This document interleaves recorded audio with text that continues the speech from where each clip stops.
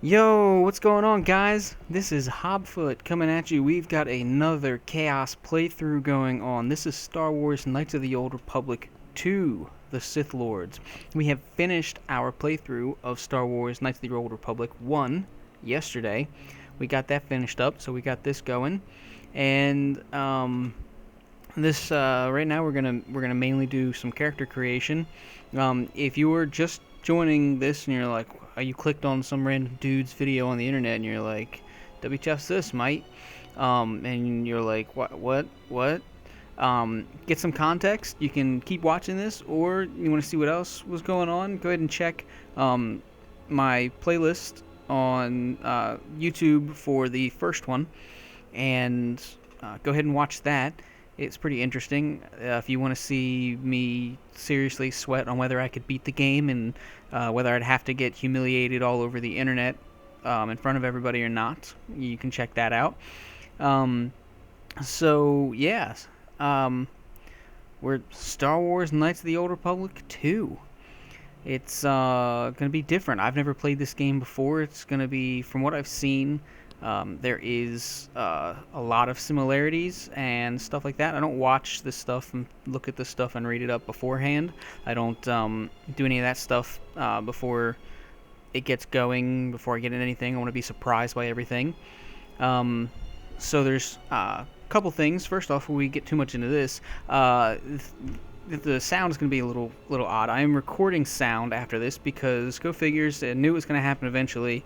I recorded this whole video, and turns out my mic was muted the whole time. Go figure. How does that happen, you ask? Because it's me. I'm very dumb. But, so I'm recording over this. Again, I don't know if I'm going to end up cutting stuff out. If I do, because of, like, I don't know what's happening, you might see a little, like, hard cuts, quick cuts. I don't know. But, yeah, so just keep that in mind. It might not be it might be some cut up a little bit. I'm not sure how this is going to work so far. So, yeah, so we're going to jump into this. Now, again, before we go too much farther, I did put some mods on this game. So I did a widescreen mod so that I can play it on my computer and have it look nice, and also get it to you guys in 720. I do it in 1080, but I can't quite stream 1080 reliably enough, especially now with the quarantine and everything going on. Everybody's home, they're using the internet all the time. It's like, geez, get out of here. But yeah, so we've got some mods for textures. The texture mods are there. I can't really tell a whole big difference, honestly, but we got texture mods going on, and we've got for the game, I'll say texture mods for the whole game for textures on surfaces and everything. We've got texture mods for clothing, armor. There's a couple things in there for blasters and lightsabers. I don't think they really change anything about them. It's not like a whole mod pack for this stuff. I think it's just a little bit of some texture stuff, real minor. And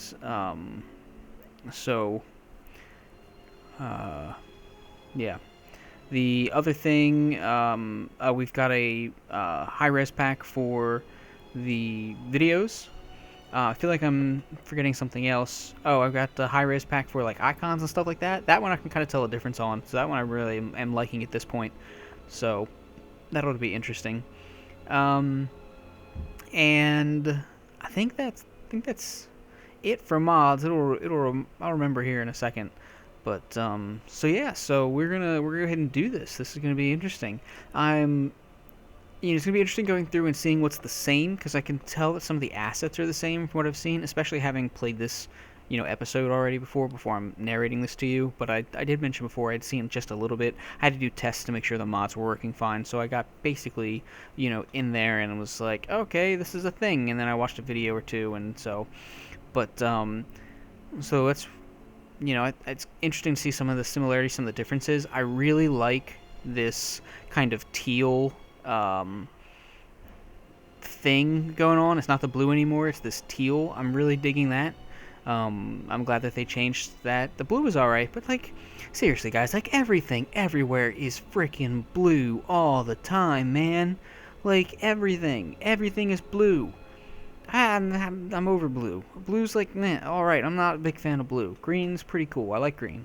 But it's not purple, but, So one of the other things I'm interested in is in this guy right here. We've got a new baddie, and now we know he's the baddie because he's standing in the baddie position that Malik had on the last one, right? So we know he's the baddie, and he looks like he's got some serious. He looks like a serious hardcore dude. He's got like some serious stuff going on.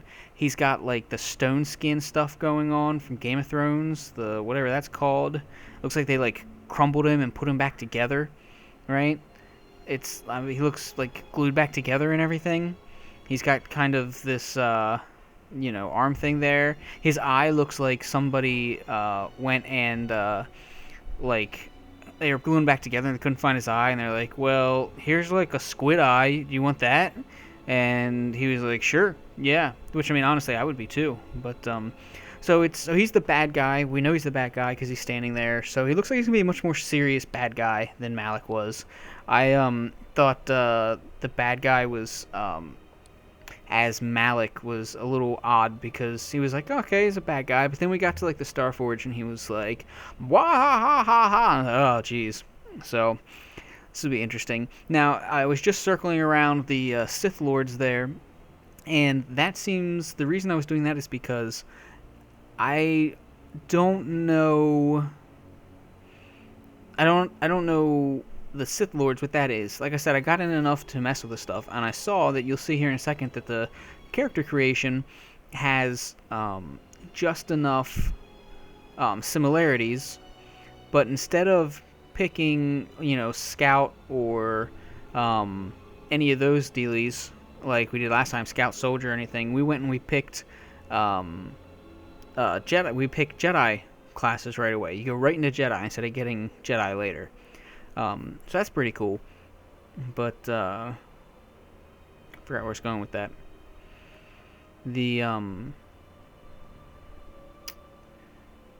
what was I lost my train of thought that quickly? Oh, but we started as a Jedi, so this part with the Sith Lords there, I'm not sure what that is. Like, why it's about the Sith Lords.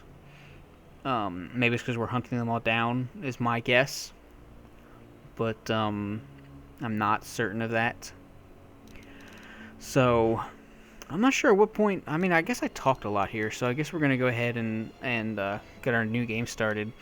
I had to really test a lot of stuff out because, like I'm showing here, I originally had, like in my other game, figured out that I was playing at 1440 or 4K or something, and I tried to do that with this one, but there's no UI mod, there's no high definition UI mod. Which really sucks, so everything's really tiny. So right here you can see we've got our 6 possible classes. There are 3 classes, but you can pick male and female here as well. So we've got the Guardian, and Jedi Guardians focus on combat training and lightsaber mastery. So that's what the Guardian is. It's kind of like the Soldier from last time. We don't have the Soldier Scout or anything, but they kind of pick those same slots. They fill the same slots and everything. I'm glad I led with my mouse because I wouldn't know what I was talking about otherwise. Now you got the Sentinel, and Jedi Sentinels are well balanced and possess many skills. So instead of going and hitting things, smacking them over the head, I guess it's going to be, more subtle, more balanced, I guess. And Jedi Consulars are masters of the Force and spend less time on combat training. Recommended for advanced players only. I don't know if I would count as an advanced player. I played the other one, but I'm not sure if that's really applies to me, so I'm not sure whether I'm hoping to get one of those or not. I think it's kind of the class we played last time on the first Knights of the Old Republic that we played. It was iffy at the end there. If you want to see some like crazy stuff, then go back and watch the last couple episodes of the playthrough. We get like trounced. I mean, they just destroy us. It's really bad. And so what you're going to see here in a second is this. Like I said, this is a chaos playthrough. And if you're not familiar with what that is, and you're thinking chaos play, what does that even mean? Anything and everything that we can make random in this game is random. Every single little thing, from who we talk to. Well, not always who we talk to. I like to talk to people because there's information about stuff and builds the world, so it's not boring.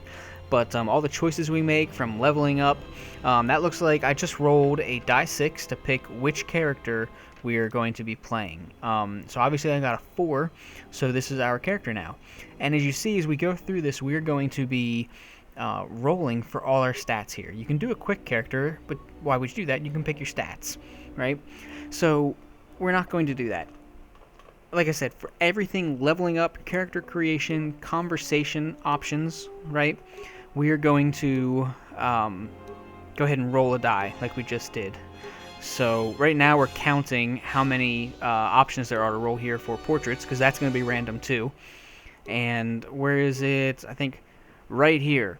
So that looks like the character I played in KOTOR 1, and it's really freaky. I'm pretty certain that's exactly her, but they took away her green eyes. They gave her brown eyes, which I know might be more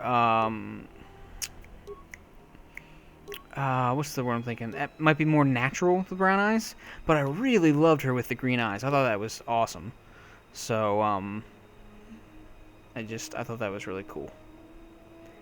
This is the lady we started on. No, maybe it wasn't. Oh, maybe it was. Yep. And so then we rolled, and I don't know what that was. I think we got like a 4 or something. So this is our character. I think she looks kind of like Olivia Wilde, one of the Olivias from Tron. She's got the kind of like that same straight black bob. Is that a bob? I don't know hairstyles, right? So here we're going to pick our attributes. This comes in the form of a die 20 system, like if you were familiar with tabletop RPGs like D&D, that's what this is based off of. So all of the options that we get in our leveling up and everything here is based off of these things. They tell us how good we are at each different thing, and they affect every part of the game, right? So anything and everything is involved with these stats. They form the basis of what we are able to do and how well we are able to do it. So again, like I said, chaos playthrough, so we are going to, instead of picking and building a character like, oh, I want him to be able to hit well, but I also want him to be able to use really good force powers, and I don't really care if people like him or not. Instead of building that up to be a good balanced character for what we want to do, we're saying, nah, fuck that. We just throw it right out the window. We're not doing that. So, we are just going to roll and see what happens. Now, I don't know if I've gone through here and reading everything off, but I'm going to start reading this. Strength measures physical power. Okay, well, I haven't read them yet. Okay, strength measures... Nope, I'm not reading them yet. Dexterity measures agility and reflexes. A high dexterity adds... Nope, am I not reading anything yet? At some point in here, I start reading stuff.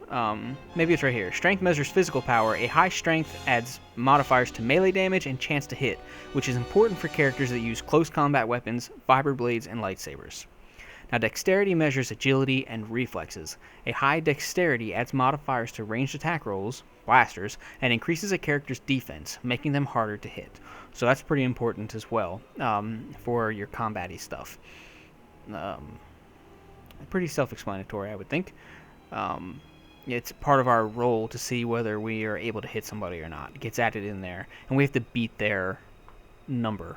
They get a number, I've got a number, whoever's highest wins, basically. Now, Constitution represents health and resiliency. A high Constitution adds modifiers to the vitality points gained at each level up, such as your health points. Constitution also determines what types of implants the character can equip. The attribute is important for all classes, so everybody has to be tough. This is what, makes sure you don't get hit in one hit, right? You don't die in one hit. And also, now this is different, the Constitution determines what implants the character can equip. That was not the same in KOTOR 1, so far as I know.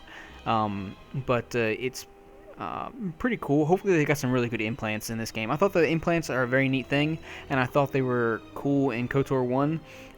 But here in KOTOR 2, Swikatori, we'll have to see how they end up being. I think that's a very interesting part of how they set this up. Now, intelligence represents knowledge and reasoning. A high intelligence adds modifiers to... Nope, what am I doing? Adds modifiers to the number of points a character has to spend on essential skills. I think what I was doing there is, like, the reasoning I would think would be wisdom, but I think they're going a different skew with this. So basically, you get points to like do things. You get more points the higher your intelligence is, and so you can be better at doing things, right? You can be a well-rounded, like a jack of all trades, or even like really good at a couple things. Now, wisdom represents willpower and perception. A high wisdom adds modifiers to Jedi force points and force power saving throws. The force powers of a Jedi with high wisdom are also much harder to resist. So I get really good at doing stuff, and my force allows me to have cool skills. I'm really good at them, and if I do a force power thing to an enemy, they're going to have a much harder time. So this is going to be kind of important. And if you, like I said, if you go back and watch the last two videos of my last playthrough for KOTOR 1, you can see where my points for these were not as high as they needed to be.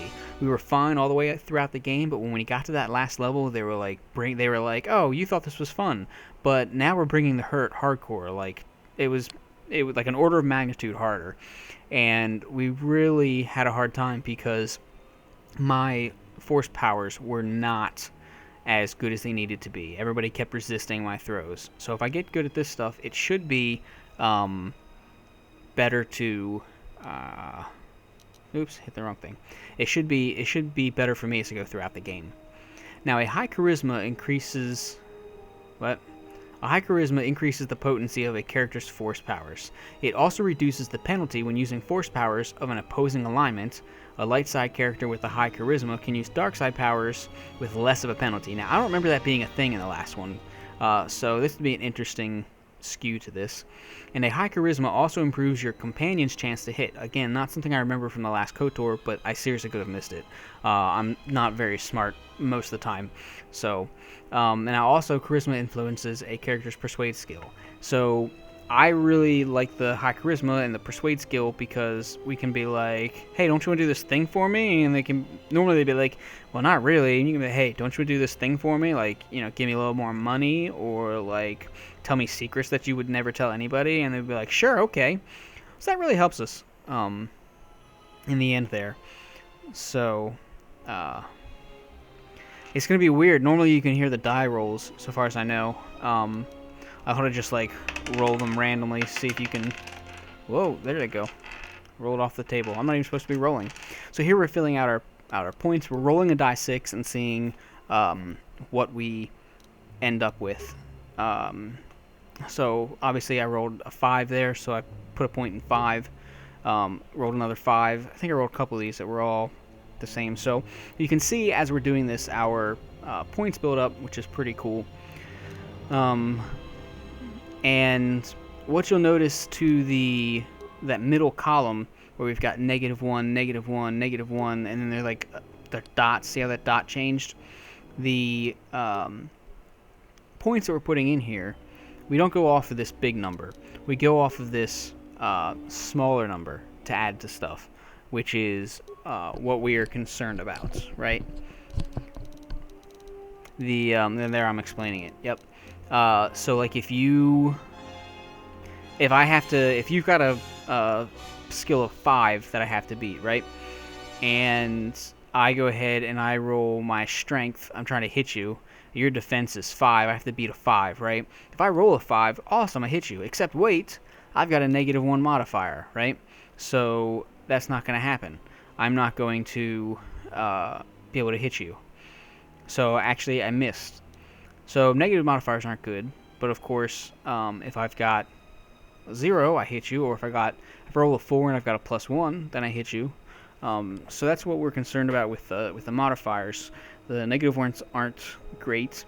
I started the game last time with a negative modifier in charisma when we did our KOTOR 1 playthrough. So this ought to be an interesting playthrough this time due to the scores. So I'm not sure what I'm talking about here. Okay, there, now I'm rolling again. Alright. I'm just gonna listen. Can you hear that? There, that's the rolling you're not getting usually. I rolled a 1. I rolled a 9. Wait, there is no 9. I rolled a 3. There is a 3. I rolled an 11. There's no 11. Die 12. So yes, there is an 11, sucker. I'm trying to make this like interesting and do all the stuff I usually do. This is usually a boring thing anyway, and now I'm not even like doing it actively, right? I'm like doing it I'm like trying to make it interesting, and like you're not even like interacting with me as I do it, which I feel like it kind of sucks. But if you want to skip this one, I mean, just like skip it, go to the second one, you'll figure it out, you know, or you can just like hop through this till you find the end or something. You saw me go boop boop forward, boop boop back. I was showing modifiers again, and about like how they use points. Your modifiers change every 2 of the points. So I have a +3 for that one I just put up, intelligence, and when I took it from 16 to 17, it stayed at 3. But if I take it to 18, boop, there you go. You see the modifier went up to +4.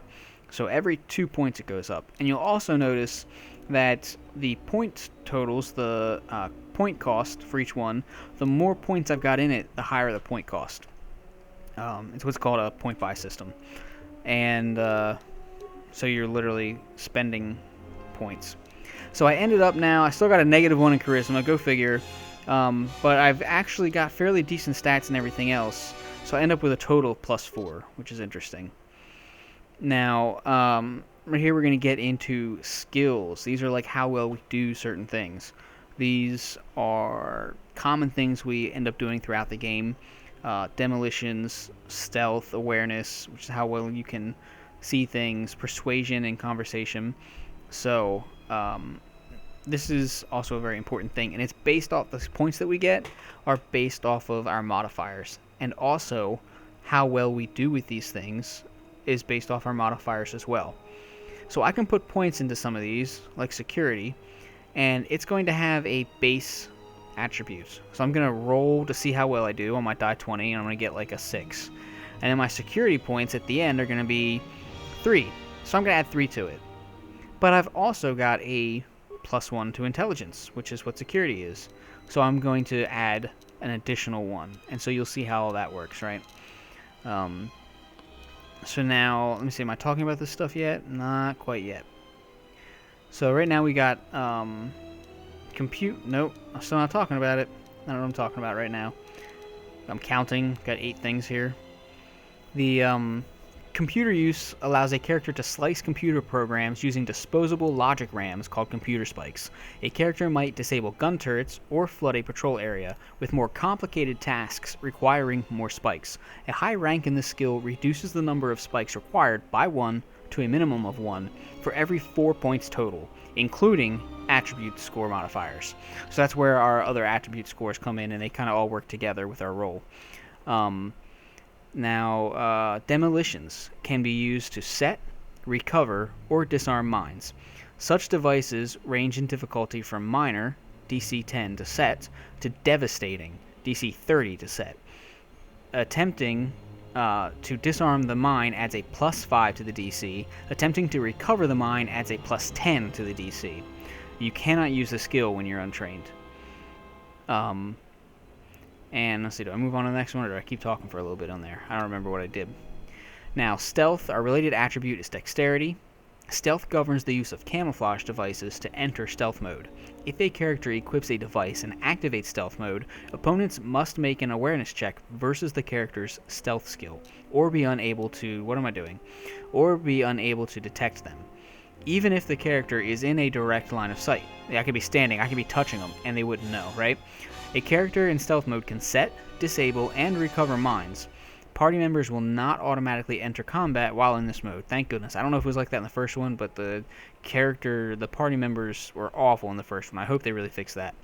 Again, watch that last video, 1 or 2 videos, and you can see me spend like, it felt like forever, 20 minutes or something. It was probably only like 3, trying to get my party members away from out of combat. I just couldn't do it.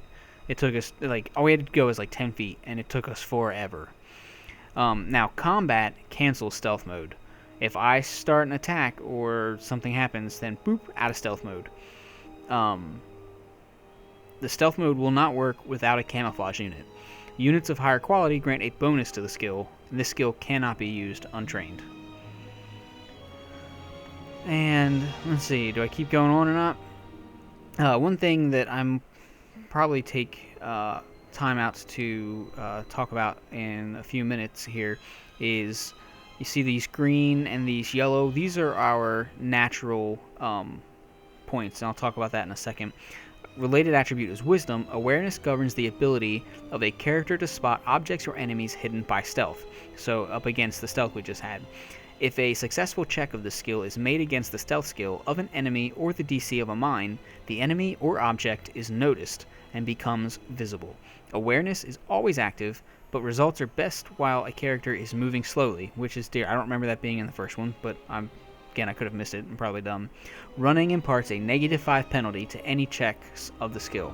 Now, that's a pretty cool thing that they can like change that. I mean, that would reflect like you're not going to see something as well when you're running in real life. So that's a pretty cool thing they added to that, I think.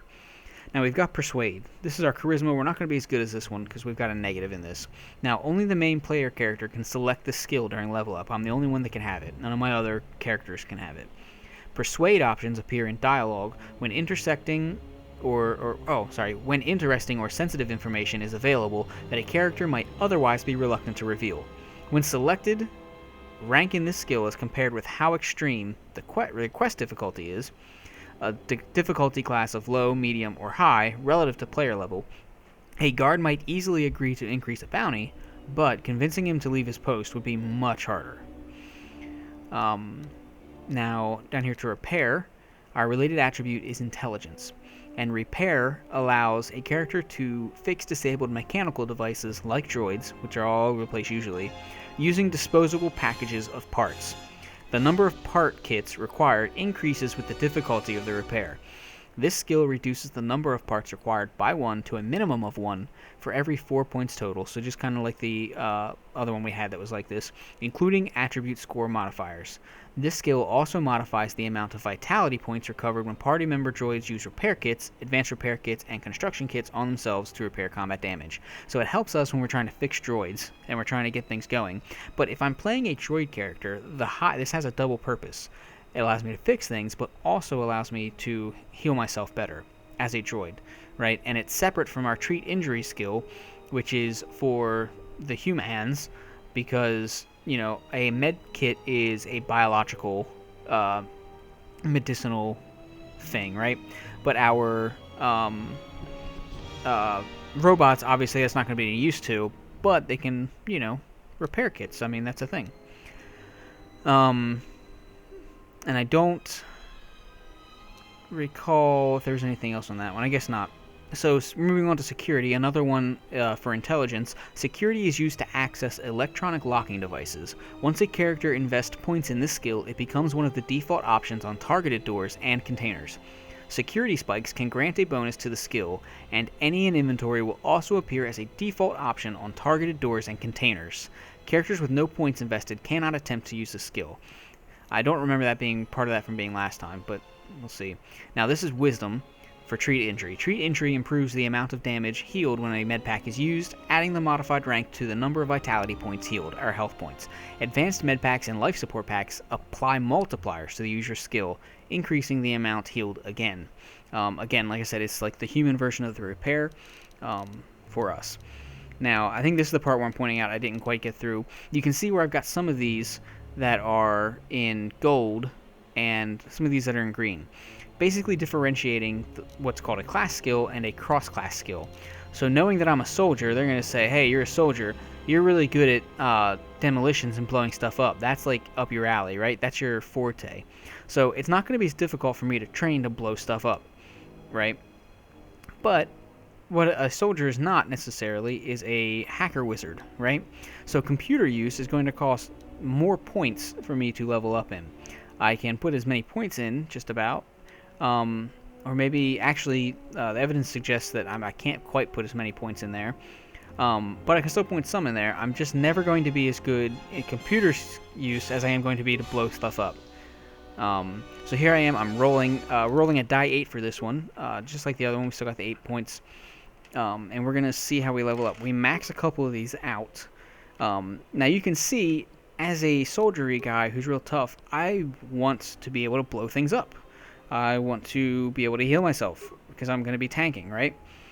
Stealth, I got 2 points in now. I can't put any more in there. It's a limit by the game. I don't really need that, not by my character. Nothing. I don't get any bonuses to stealth like a couple of the other characters might. So you can see the problem with this Chaos playthrough, which is what we ran into, at the end of the game for KOTOR 1, is that it doesn't really help us be good, really, at anything, right? The thing we want is to be really good at things, right? When I do something, I want to be good at it. But doing this does not do that. It does not help me make a cohesive, straight character. It is pure chaos. And so I end up being fairly meh at a bunch of random stuff. So you can see why this Chaos playthrough is a little crazy. Again, when we do the Chaos playthrough, whatever, Chaos playthrough the last time for KOTOR 1, we would quite often, be like, "Fear not, damsel, I will rescue you." And then we'd get there and be like, "I have rescued you, now give me your money instead of that man, thank you." And then they'd be like, "No, I don't want to, get away from me, scary man." And then I'd be like, "Okay, it is time for you to die." So it was like, I would just kill them, and it's like, why did I bother rescuing them? So I don't know if that's going to happen in this one or not. Now here we've got our feats, which are certain special things we can do. Like our armor proficiencies, different attack things we can do, like critical strike and flurry, and a power attack, right? These dictate things we can do in the game. A lot of these are combat based. The one like armor is about, again, kind of combat based, but it's more passive. We've got weapon proficiencies. As a soldier, I've got a weapon proficiency in everything. So there's nothing restricted to me. I can use anything. And being a Jedi, I've got certain force things from being a Jedi. The force jump is something new. I wasn't in KOTOR 1. So that one seems an interesting thing. The Jedi Defense was in. Jedi Sense was in. Now I got this last feat that says War Veteran, and I have no idea what the War Veteran does. I'm not sure what the purpose of having that thing is, because it doesn't show up anywhere. Excuse me. Now you can see I've got up to medium armor. I don't have up to heavy armor. It's grayed out. It's not as bright. So basically, this allows me to wear medium armor. Wookiees can't do it, but I can. So this is Critical Strike. Now when activated, this feat doubles the critical threat range of a melee attack. If a weapon needs a roll of 20, a critical hit will result on 19 or 20, right? If I needed 17 to 20, it would double that. It would take it to, I don't know, geez, that would be 4, and that'd be like 12 to 20 or something. That never happens. If the attack hits, the target is also stunned for 6 seconds unless they make a fortitude save versus my level and strength mod. However, when I use this feat lowers my defense by 5. And this only works with melee weapons. So it's not always good, right? Now, some weapons have a 20, so when you do the critical threat range, it'll take it from 19 to 20. A lot of them have a 19 to 20 critical threat range. So when we do that, that'll take it to 17 to 20. So it can be pretty useful, but it's going to hurt more. And if you don't hit, if you're to hit really sucks, and you're just going to hit and die really quick. I had a problem with a lot of the characters automatically doing this in my party, and so they'd be like, "I'm going to use it," and their defense was always lowered. And it's like, it's no wonder we keep dying all the time. I'm really hoping that they fix the party system in this, because it was pretty terrible in KOTOR 1. Still talking about something about this, I guess. I've been trying to make sure I keep up with myself, but then I get ahead of myself. It's very interesting to be talking to myself, to a me in the past that can't hear me, while the me in the past talks, but the me in the future can't hear that me in the past. So yeah. Flurry. Now when activated, this feat allows a character to make an extra melee attack during the round, so I can attack twice. Characters suffer -2 to defense, so that's better than the other one, while using this feat, and for 3 seconds afterwards. So it lasts for 3 seconds, I have -2 defense. They also suffer a -4 penalty to all attacks that round. I'm not sure how they qualify a round for this, but you can't. It's harder to hit things afterwards. Now, Power Attack I used a lot in this last one. When activated, Power Attack increases melee damage. Whoop, nope, I went away. I'm not sure why I did that. Okay. When activated, Power Attack increases melee damage by 3, but attacks are made with a penalty of -3 to hit. Now, this works a little differently. I think that's what I was talking about. This works a little differently than in the last game, because it would just it would give me extra to hit, but then I couldn't hit as much the next little bit. Now, the critical multiplier is increased by 1, which we kind of saw. So if I get a crit and I do, twice my damage, I'm going to do 3 times my damage. Now, on a critical hit, the target is knocked back unless they make a fortitude save of my level and twice my character strength modifier. Now, you use this to quickly dispatch groups of easy-to-hit opponents. So it's cool. It's a little different on how they using this last time, or from how they used it last time for KOTOR 1. Like I said, it's a completely different company, but a lot of it's very similar. I can only cringe in horror how many times I say Probably a bunch. Now we got Power Blast. Now when activated, Power Blast increases ranged weapons damage by 3, but attacks are made with a penalty of -3 to hit. So this is kind of like the melee of the one we had earlier. Additionally, the critical multiplier is increased by 1. So you know how this works. If it was normally double damage, it would be triple damage. Now it's acting kind of like... They kind of did them in reverse order. They did like mirrored. If you put a mirror between the melee and the ranged weapon one, it's like they kind of mirrored each other. So this is just like the one we just read. Now we're going to go here to Rapid Shot. When activated, this feat allows a character to make an extra ranged weapon attack during a round. So this is the same as the Flurry for melee, but for, which I'm pointing to there, it's the same thing, but it's for ranged weapons. And actually, I think the negative to defense is different on this. Sniper Shot is like our critical strike. When activated, this feat doubles the critical range of weapons. Also lowers defense by 5. They're the same thing, but they're just ranged versus melee. Now our next ones here are all our weapon proficiencies, basically saying I can use these weapons. That's pretty much all that is for blasters, heavy blasters, lightsabers, and melee. So I get them all because I'm a soldier. I'm assuming that's why I get them. And now we're into Jedi powers. Now, Jedi Defense, this feat allows a character to deflect energy-based blaster bolts at any time as long as they have a lightsaber equipped.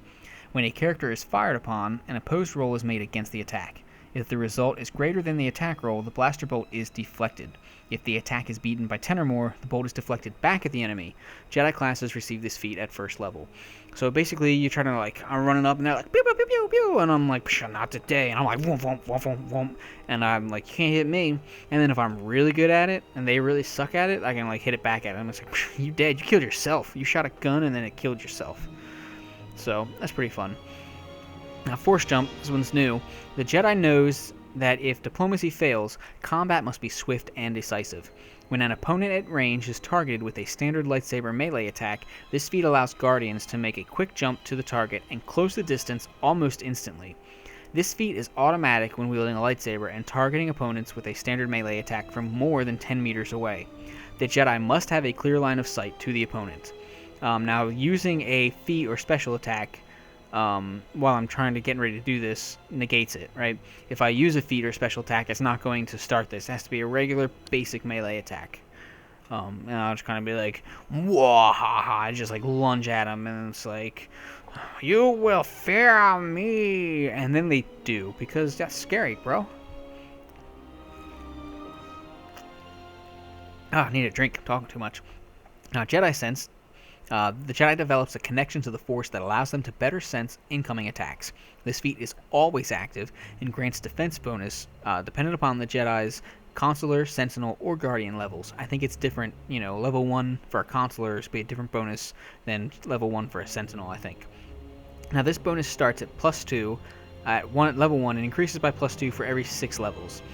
Now it's interesting, this difference between Consular, Sentinel, and Guardian, because I don't think that was in the original, I don't think they had differences like that in the original KOTOR.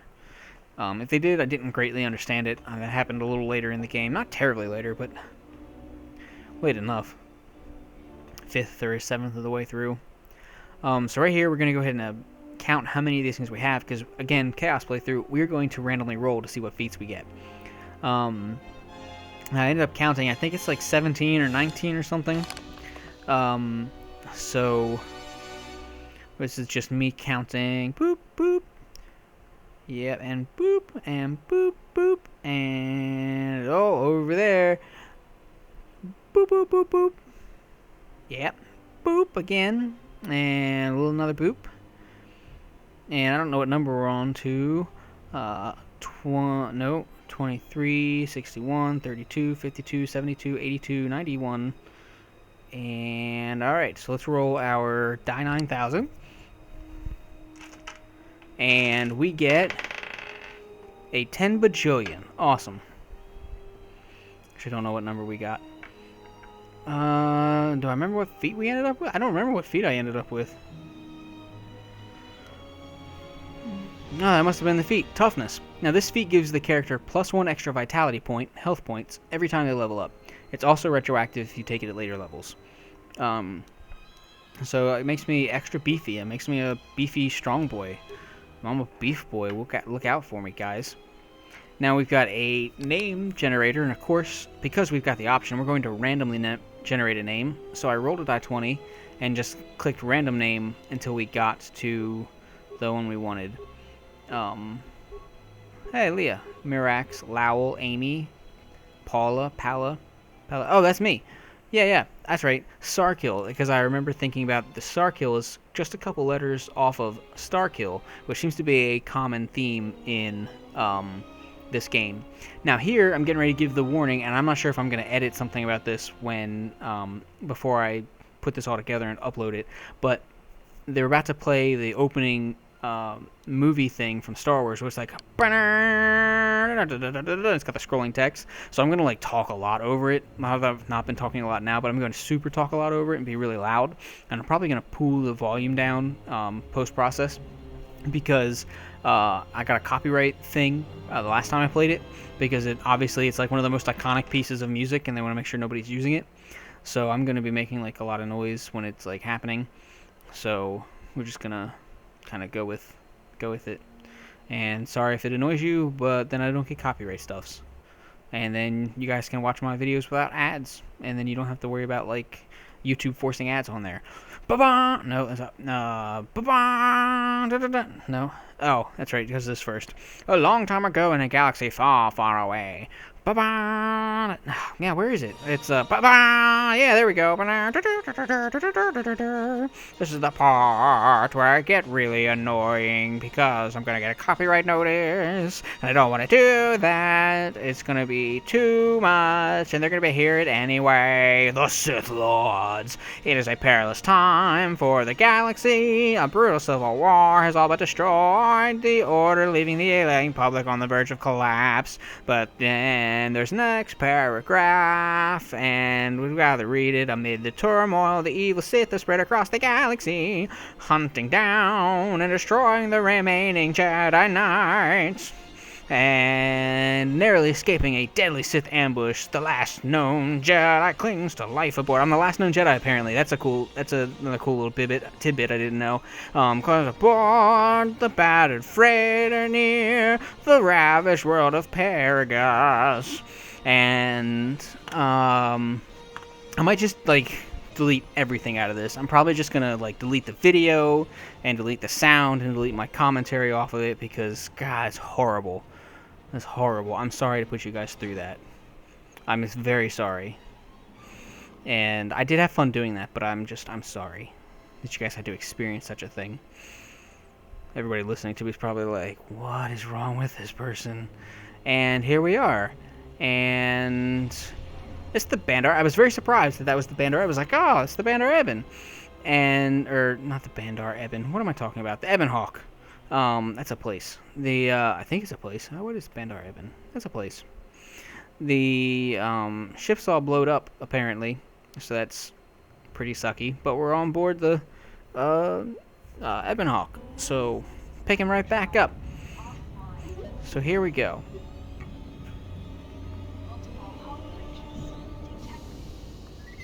Apparently we're not doing too well. Multiple hull breaches. Looking around at everything. Got smoky gases and seeing everything. Oh look, I'm a droid. What? Some dead old lady. That's me. I forgot that it's me.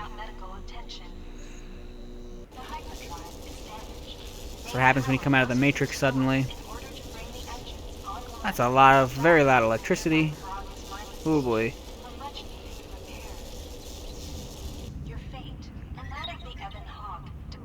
Uh-oh. You can never trust a droid. He don't look too good. He looks drunk. Like, you guys, have you seen the thing? I've got the. I would go into the store, but then I went to the different store. Have you guys seen my pants? So yeah, basically here we're going through the prologue because I want to know what's going on with the story, and that's going to give us a whole bunch of stuff that tells us how to do this and how to do that, and it's going to be really annoying. But I don't want to do. I'm going to go through and do it anyway. I don't want to skip it because I want to know kind of how we ended up here, how we got, where we're going to end up at, and I think it was worth it long term. That's not something I regret or anything like that. It's not like, oh, that was a waste of time. Maybe it was a waste of time, but I didn't think it was too bad. And it seems much longer having to do the commentary for this than it seemed to take when I was originally recording it.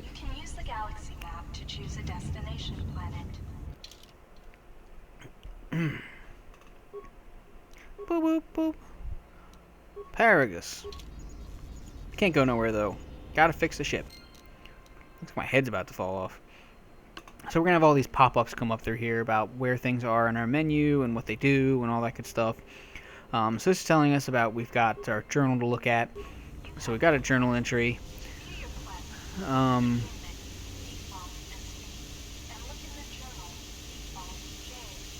don't know what I'm doing here. So these are our missions. We got to save the Eben Hawk. And also we've got a bonus mission. We've got to heal my character, basically. And so that's what we're going to do. And I'm still trying to figure out how to fix the overall sound on this, because the sound effects are terribly loud compared to the rest of everything else. It's really crazy.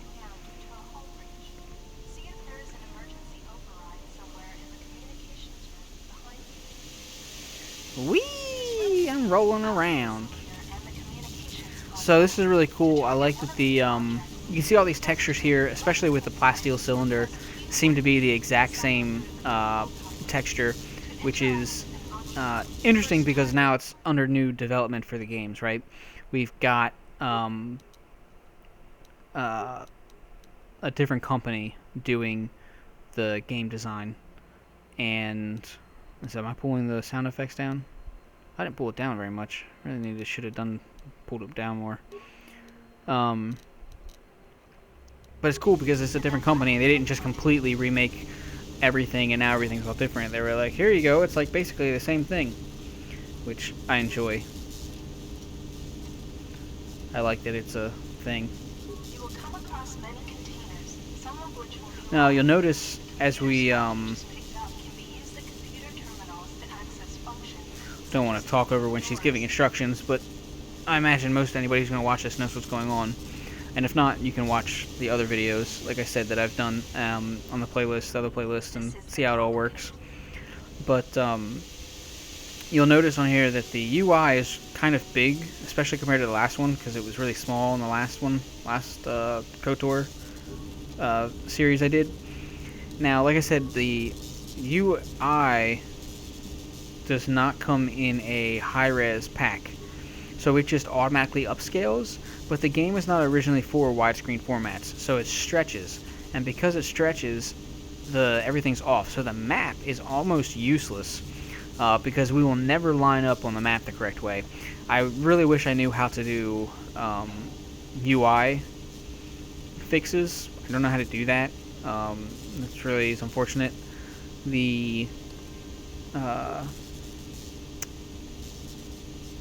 Anybody knows how to do one of those and wants to like give me a how-to or tell me how to, I'll like do it. I would do it just to have it done. That'd be an interesting project to do, but I don't know otherwise how it's done. Smoke, very loud smoke. Yay, we figured it out. I probably should have read what was going up on the computer screen, but whatever. Lost my computer part. I'm just bopping over this way. We got, looks just like the Ender Spire, jeez, what's wrong with me? The Ebon Hawk from before. Oh yeah, got my comeuppance. Now see, it doesn't tell you this until after you bash it open. So here's like 5 minutes of me like comping a locker, so that's fun. You guys should watch that. Oh yeah, you take that, you foot locker. Oh yeah, you get it. Yep. And I got a broken item in there. Now see, and this is when they say that. They don't say about it breaking stuff in the container until after you bash it open and break stuff. So I thought that was fun. I was like, okay, well I have something that I could have like actually not bashed or broken, but I didn't know any better. So whatever that was, it was probably like a beginning the game. Here's a +1,000,000, weapon or armor or something for you. And I didn't get it. We do have a droid corpse over there. I do love my corpses, even if they're robot corpses. So I'm gonna basically scavenge his dead body and get some parts from him. Sorry, bro. There's no such thing as unhonorable cannibalism amongst droids. It like tells me where everything's at. But yeah, I thought they did a pretty good job.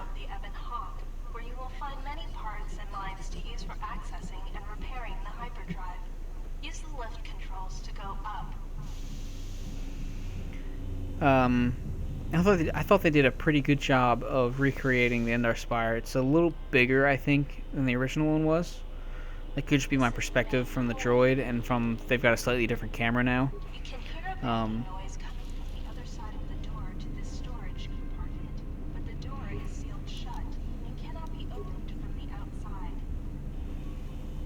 This blast door is magnetically.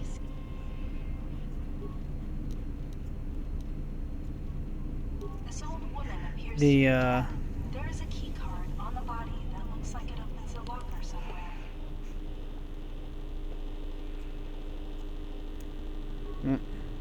somewhere. Security console. Waste my 2 spikes. We get in here. I spent a lot of time looking at cameras. It's basically just cameras of the Ebon Hawk, of things I already know. Here's the other side of a door I couldn't get to, and the engine room. So kind of pretty much what we knew was going on in there anyway. And the utility lift. I'm not sure why that's got a camera for it, but there you go. And the we're gonna open and close some of these doors. So we managed to close that one. And you're like, oh, I'll go ahead and open it and then open the other one, right? Except, you can't open it because it's basically keeping everything from venting out into space, right? So we are basically, I'm like, that seems weird. So I'm just checking all the doors here. Basically saying we can't get in the engine room, the door doesn't work, and I can't just unlock all the doors remotely from here, because why would I be able to? That would make the game too easy and linear, and you know, just if you made it work the way it's supposed to, nobody would know what to do. They'd be like, is this really a video game? But I do have some lockpicking skills, so that's good. Technically, I don't know if that's lockpicking or not.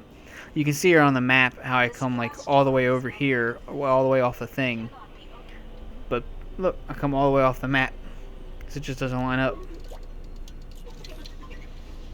Open this up, and I find my buddy. Hey, buddy. Scroll through your response options or move the mouse cursor, and then click to select a response. Note that some responses may influence how other characters react to you, so choose carefully. Furthermore, certain Choose skills, powers, carefully. and attributes may modify what choices you have, or how successful you are with those choices. Gonna set it better myself. That's exactly what happens. She's right. So we're going to talk to Homeboy. I guess, maybe? No? We talked to him at some point.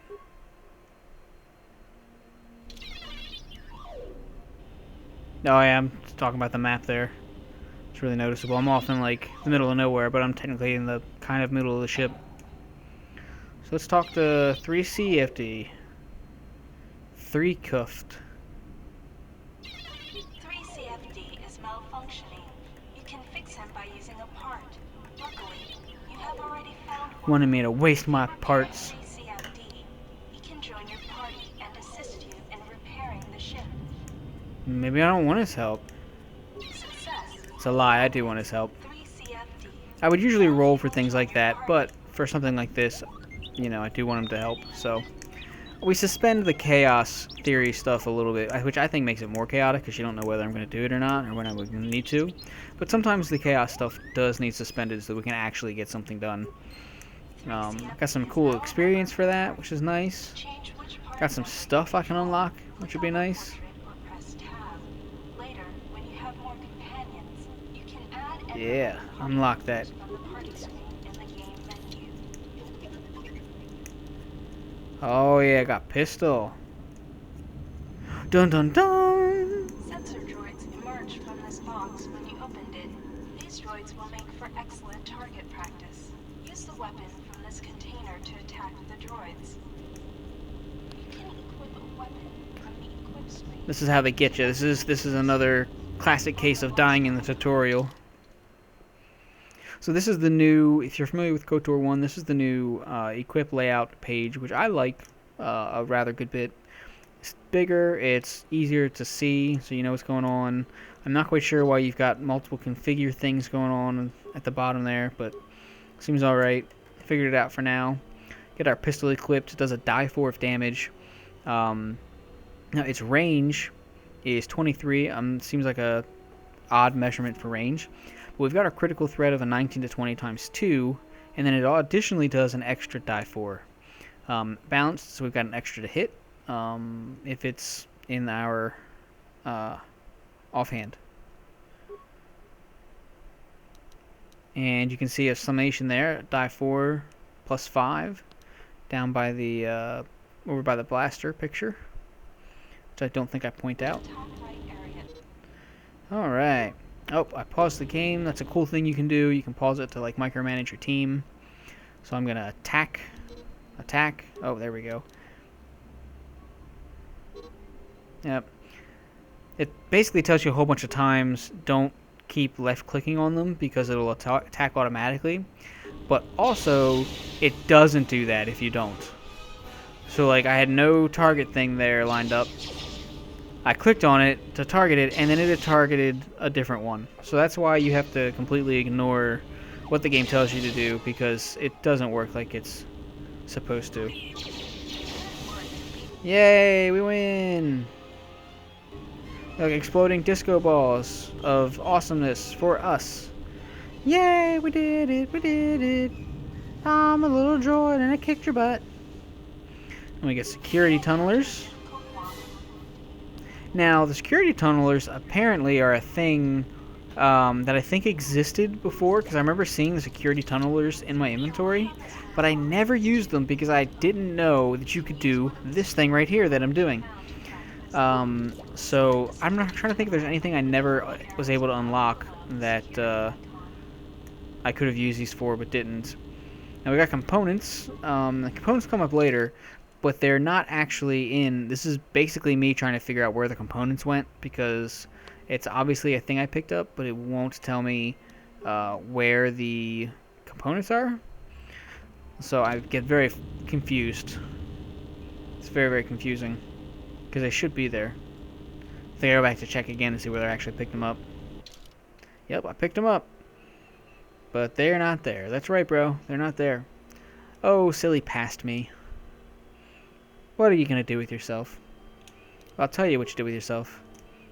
Afterwards, you were very mad at yourself because you forgot to turn your mic on.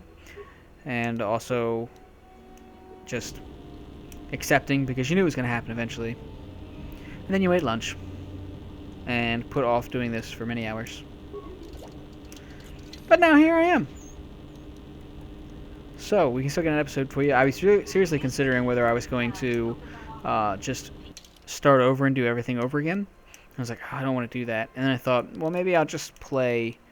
I won't publish this episode, and I'll just play the first one that I put up, would be my second one I recorded, and say, this is the stuff you missed because of this. And I thought, well, some people might want to see how we did the leveling up stuff. I mean, I doubt it. Nobody really wants to see that. It was fairly boring. But just in case, you know, it's the way I see it.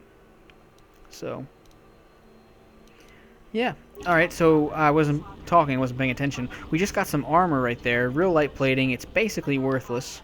It's like super ultra basic, just to say you have something kind of armor for the droid. But it puts our defense up by 3. So that's pretty nice. So now we're trying to go through there. God, that freaking... It's bad. It's so bad. Sound effects. I'm gonna have to go into the game and like lower sound. I'm like sitting here thinking right now, like, oh, let me hit escape and go into the sound. Oh, I'm not actually playing the game. Some doors can be bashed open or cut open with a lightsaber or cutting tool. This is It's a body. Oh wait, it's me. You are in critical condition. You will need a med pack to be stabilized. Save me, bro.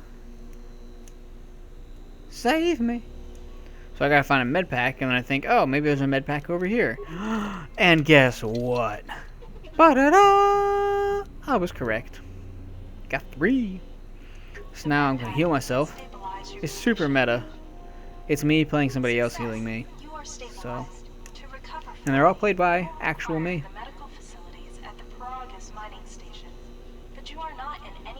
So I just kind of like stay dead. It's like I'm better, but I'm not that much better. I should have just stayed dead. Let's see, I wander around again. Go to the body. Go to the door.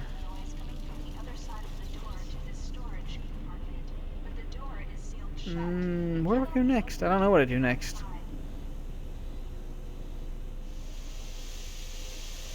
Come back to the really loud pipe, of course. What else would I do?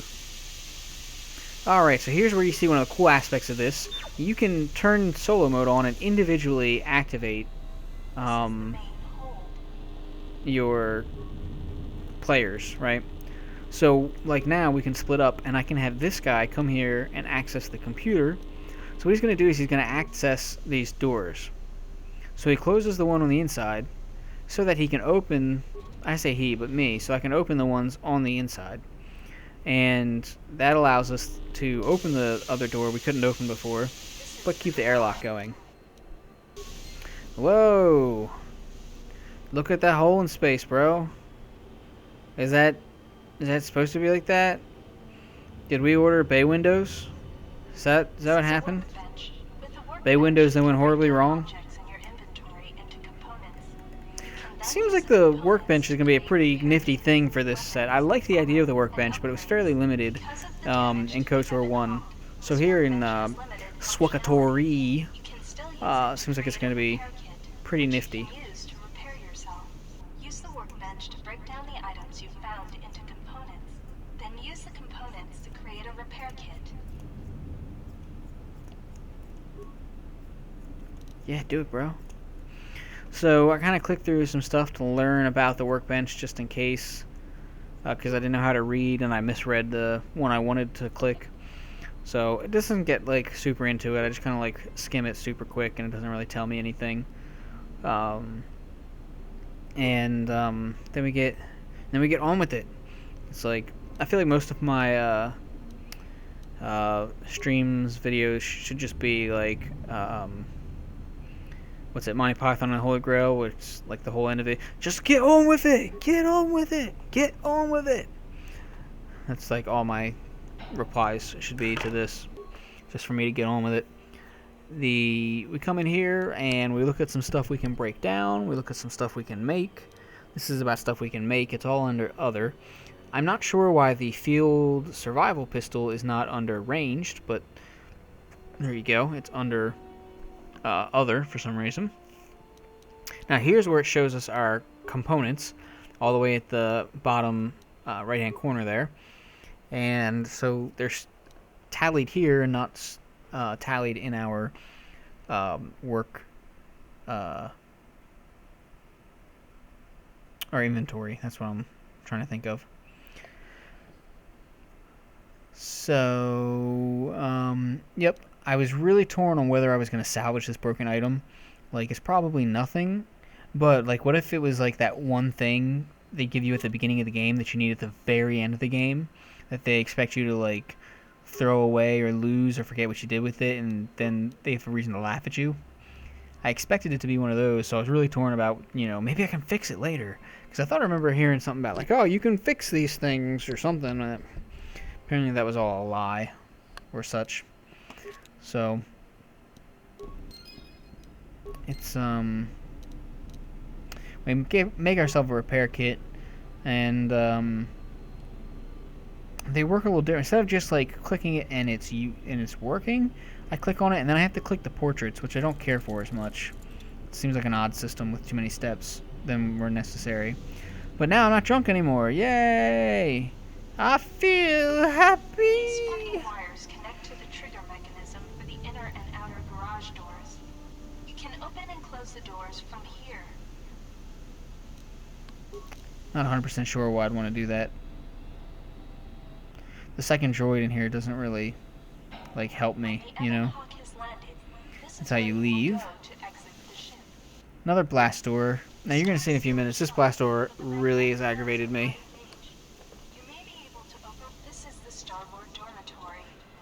She talks too much. I hope that computer voice is not here for the whole game every time I'm on the ship, because that would be very annoying. Turns out no matter how hard you cry. It's my starship and I'll cry if I want to, cry if I want to, cry if I want to. There's a hole in my starship and I'll cry if I want to. Apparently no matter how hard you try, you can't roll yourself out into space or through the hole in the floor there, which I think sucks. But we can go into space. Boop. Boop, boop. I don't know why it's like I couldn't use it in the first game, because it's like a ladder. It's got like ladder thingies there, but I could never use it. And now for some reason it brought the second droid with me. I don't know why it did that. I'd have much rather have had just me and not be so clunky. But there you go. Those bubbles around the mines are the poppers you used to have when you were a kid. You know, you're talking about the little plastic dome half bubble things where you would like turn them inside out and like you'd wait for them to pop back out and they'd be like pop and they'd like fly through the air. Those were like primo toys when I was a kid. It's probably just me. Some mines Those things in require higher pogs. awareness to detect. Approach Maybe mines not at the same carefully. time. I don't They know. will blow up and damage you if you get too close. You can use your demolition skill Boom. to either disable or recover these mines. Recovering mines You are requires correct, a higher madam. demolition skill than disabling them. But you get to True, keep the true. mine, which you can then use to Ah, serve as yes, a I trap do. for enemies or break down into components at a workbench. I like that you can break them down into components. That's pretty cool. I just sold them a whole lot the last time, and even I got to the point where I didn't even like bother selling them after a while. Woohoo! Get to keep it. I think I said something cool and funny there when we originally did this, and I don't remember what it was. And so it's gone forever. It's lost to history, forever and ever.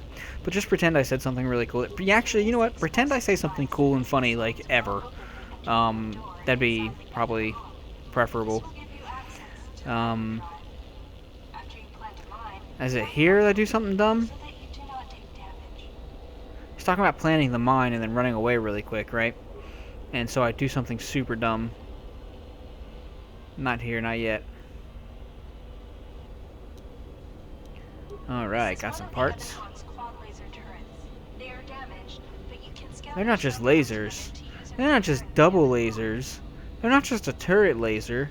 They're a quad laser Lotus level 16 turret. Yeah. So I put this frag mine back because it says about placing the frag mine there to blow open the door to the engine room door.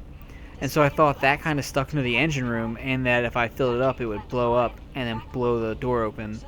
And I was very incorrect. It's not. You're supposed to actually take it inside and do it.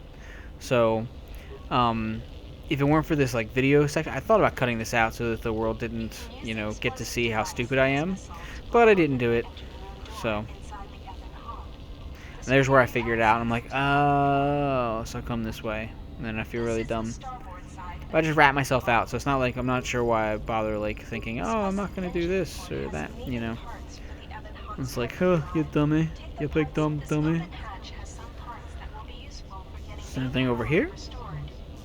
God, get out of my way! So they didn't fix that, that's for sure.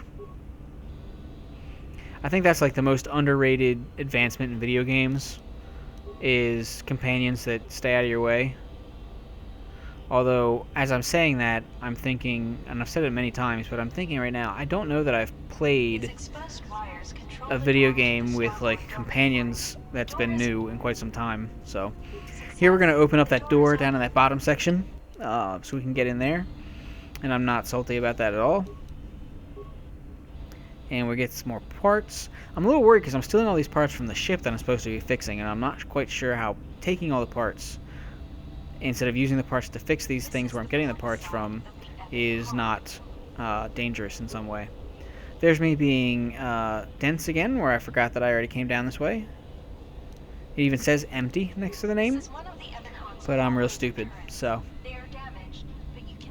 I got a headache.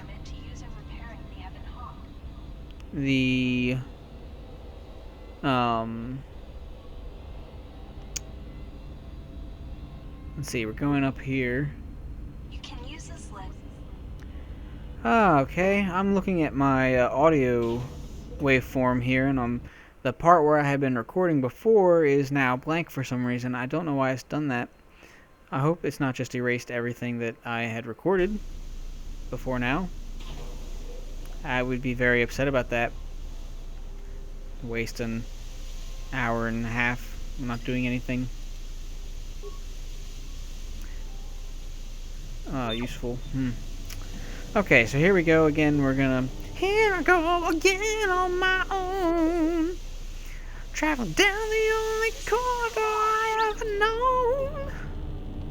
Like a robot, I was born to wheel alone.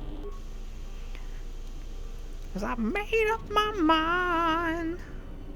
I ain't wasting no more time. Gonna get through that door.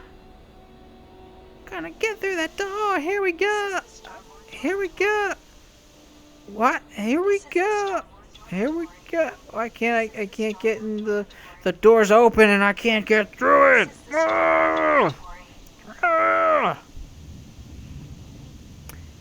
Game glitches like these. really aggravate me. This is I'm sure there was something in there that would have helped my game, but I will never know. this is the garage. I will never ever know. And I'm not salty, I'm not angry at all. No, I'm very calm. I'm very calm. I'm collected. I'm not feeling like I'm gonna rage out and smash things at all. Woosflaba. What's that saying? Woosflaba? Woosflaba? Goosefather. Something. I don't know. Alright, so I come up with a brilliantly simple and yet too simple, like a simpleton kind of simple idea. I'm going to try and make it do the process again. Because that should work, right? You make it do the door unlock process again, it'll do it. Especially if I lock it and then I unlock it again, right? I decided to check out what's over here too, but it ends up being pointless and the guy gets in my way. So I get here, exposed wire, but it doesn't let me. So I cannot reset it. But, on the other hand, maybe, since I have come out here, maybe, just maybe, it will let me, it'll like reset it, right? When you reload the room I was in, it will be like, oh, we've reloaded it. It will magically be the way it's supposed to, because we tried again for the load. And I really wish I could tell you that it works. But as you will see in mere seconds, working is not how I would describe it going. This is the garage. That's a hallway, you dummy. Not the garage. The garage? Is a space garage spelled or pronounced garage or garage? It's a space garage. Or is it a space garage? Or maybe it's southern. Maybe it's a space garage. I don't know what garage was. That's not really an accent. It certainly wasn't southern. You know what? You leave me alone, you. You're a jerk. I hurt my feelings when you make fun of me. I can't pronounce things. I'm mad because I can't get through the door. I can see through it. You're taking advantage of making fun of the thing. I don't like it. So now this is the door I'm supposed to blow up and run away from. I was very confused. This is the engine room. There we go. Now I planned it this time. Game's a little derpy sometimes. Boom! This is the Yay, I did it! Alright, we got an engine. shut down, but appears intact. It's not working right now, though. Will allow you to restore power. See, this one's working real well. It's got so much power coming out of it, it's coming out the side, inside the ship. It works super good. The hyperdrive is suffering badly. And there's the hyperdrive, the thing they're always trying to fix in every space movie with a spaceship ever. And you do not have the needed equipment. You would think that something that important, that's always messing up, Drive to restore would just primary power. be made to the point where it never messes up anymore. This will allow Not a thing they do, apparently. August mining station for full repairs. So, I fixed the hyperdrive. The hyperdrive is online. Yeah, I did it! Power is restored. We did it! Only one step. You think I'm just making this up because of this commentary thing, but that's literally what I do and say when I record the... And they're like, yay, we did it! I don't know why. For a second there I thought, like, try the engine again? Didn't work. So I come out here, can't get through the blast door. Blast door? And cannot be The blast door. Robot corpses everywhere still. So I just say, you know what? Forget about it. I'm getting off of this tin can or something. You can now plot a course to the Paragus mining station. To dock with Paragus, Yay. left-click on the Paragus planet to select it, and then left-click on the travel button. Is that how clicking and going places works? Boop. It looks like somebody took like a giant bite out of it. Like, the planet. They had a little picture down in the bottom right corner. This is a black screen. I'm not sure. Oh, okay, the video. I was like, I don't remember what this black screen's for. OBS doesn't really pick up on... This game's a little bit slower to load stuff, I've noticed. And also, OBS doesn't really pick up on like the change of inputs super immediately either. There's definitely a lack of immediacy. See, now this high-res thing looks pretty good in 720. I'm looking at the 720 playback. It looks alright. It looks very fuzzy when I play it and I'm watching it, so... Now we've got... Uh-oh. Ah! Dun dun dun dun dun dun dun dun dun dun dun dun. Killer droid. Ah! Fires! Fires! I have come to kill you. Quick, get in the space chopper. Do not get in the space chopper. I will kill you. I will kill the droid. I don't know what kind of accent. It started with kind of being an Arnold, but I was saying the wrong lines, and then it was like if like someone was like part Jamaican and part Austrian or whatever. Yeah, man. Do not worry, I will kill you though. For real, man. I don't know. This is why I'm not allowed to do this stuff. I'm not allowed to have microphones and stuff. Here I am, floating in a... Is this some weird, sort of weird orgy? All these men and us just floating. Now, I like this. I am completely naked. I don't like... Well, that's a little weird. That's not what I'm talking about. I'm not completely naked. But I'm all naked, but I've still got my shoes. Someone explained that to me. Like, oh, we have to get you out of your clothes for some reason that I can't really think of. But let's leave your shoes on. I really don't get that. Also... How did I get out of the Bacta tank? I fell to the bottom of the Bacta tank. I'm passed out here. So how did I go from bottom of the Bacta tank to out of the Bacta tank? There's no water anywhere. So that's weird. There's no way for me to, like, I guess I could have swum to the top, but pulling myself out, that would be hard, right? That'd be weird. So...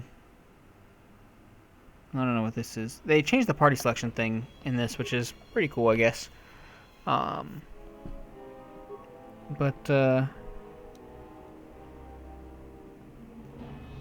Let's see. Recent history. I woke up in a medical bay on an unknown facility. The last thing you remember is being a passenger on the Republic capital ship, the Harbinger.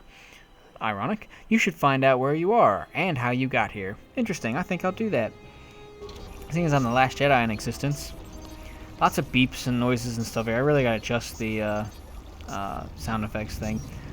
I'm admiring the ability to change the camera view up and down. You couldn't do that in KOTOR 1. It was really annoying, especially coming from, you know, modern day video games where it's like that's such a thing. You can up, down, sideways, all around, and you can finally do it here. But yeah, so that's it.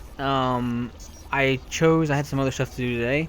Had to eat and do stuff, so I chose to just kind of wrap it up here. So we don't really get much farther than this little bit we've been through today with the character creation and the little tutorial. We'll get in that tomorrow, but and hopefully tomorrow I won't forget to turn my mic on, and we'll be okie dokie. But so if you like this, thought it was cool, you want to see more of it, you can check out my other playlist for the Chaos playthrough on KOTOR 1 on YouTube.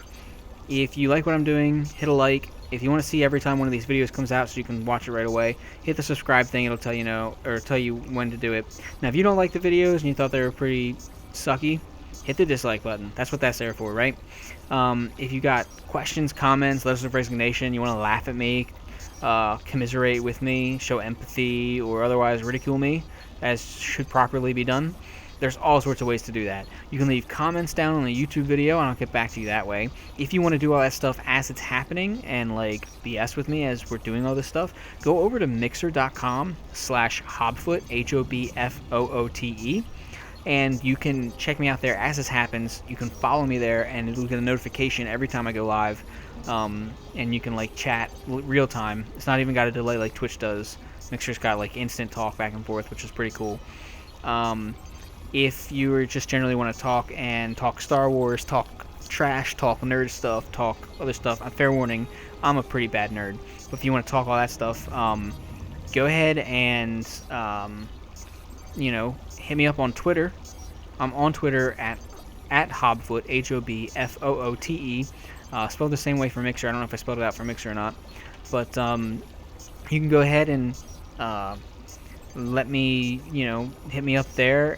Follow me there. We can talk and chat and all that stuff about nerd stuff. And the schedule is both there and on Mixer, although it's a little more broad. The schedule usually says like 9 to 12. I'm usually doing like 10 to like 12 or something like that. It's usually an hour and a half to 2 hours, and usually I don't get started to like closer to 10. But so anyway, so that's it for me, guys. Thanks for coming to check this out.